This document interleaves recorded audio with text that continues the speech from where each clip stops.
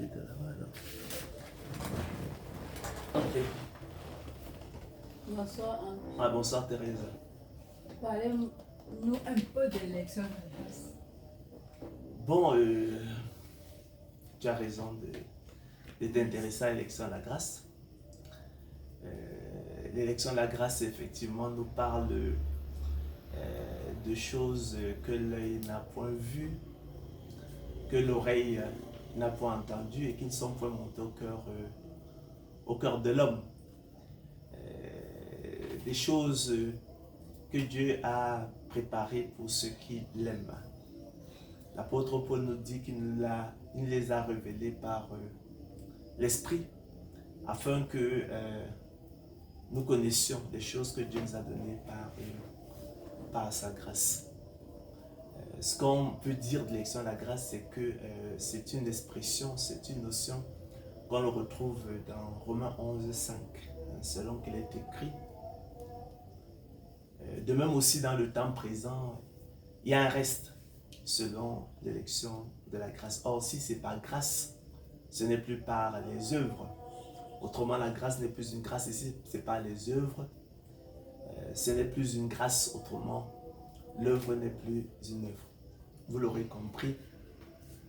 L'élection de la grâce, c'est l'imputation, c'est la justification de l'impie par imputation à l'homme de la justice sans les œuvres.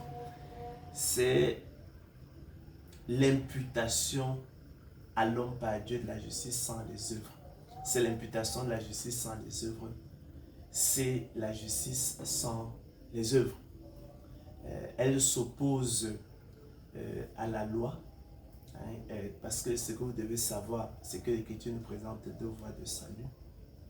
Donc, l'élection de la grâce qu'on appelle encore la grâce de Dieu, qu'on appelle encore la foi, qu'on appelle encore la justice sans les œuvres, qu'on appelle encore la prédestination des élus de Dieu au salut. Ce sont des expressions équivalentes qui effectivement s'opposent donc, se distinguent de la loi. La loi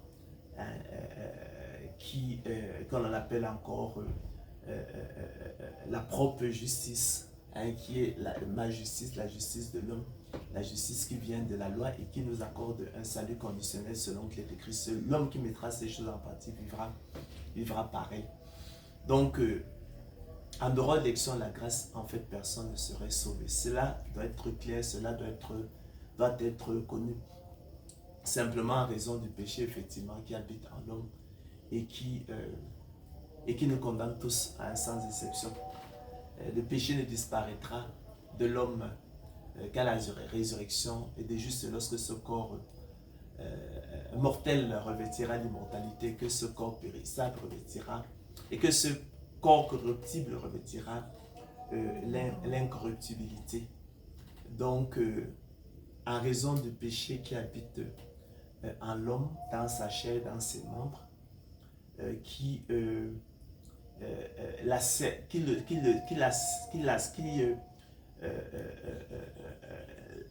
le soumet, on veut dire, à la servitude du diable.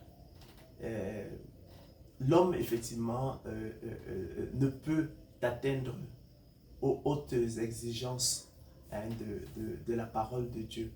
L'homme, effectivement, reste en deçà des exigences de Dieu. Et parce que la loi nous condamne donc tous, il n'y a plus que l'élection de la grâce pour sauver le peuple de Dieu, parce que justement, il accorde un salut absolument inconditionnel des élus de Dieu. Il ne s'agit donc pas d'un plan de condamnation comme c'est le cas dans la loi, mais d'un plan de miséricorde divine. En cela, l'élection de la grâce est donc une voie plus excellente.